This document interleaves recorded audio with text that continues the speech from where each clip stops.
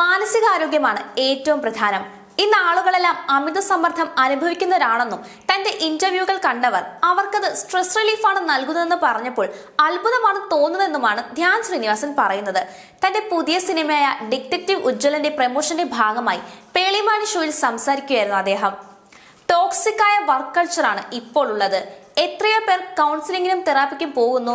സൈക്കോളജിയും സൈക്കാട്രിയും തമ്മിലുള്ള വ്യത്യാസം അറിയാത്തവർ എത്രയോ പേരുണ്ട്. അത്രത്തോളം സമ്മർദ്ദം അനുഭവിക്കുന്നവരുണ്ട്. എത്രത്തോളം സമ്മർദ്ദം അനുഭവിക്കുന്നുണ്ടെന്ന് സ്വയം തിരിച്ചറിയാത്തവർ പോലുമുണ്ട് എന്നാണ് ധ്യാൻ ശ്രീനിവാസൻ പറയുന്നത്. ആരും സംസാരിക്കാനില്ലാത്ത, സുഹൃത്തുക്കളില്ലാത്ത ഒരുപാട് പേരുണ്ട്. കാരണം എല്ലാവരും അവരവരുടെ ജീവിതത്തിന്റെ തിരക്കിലാണ്.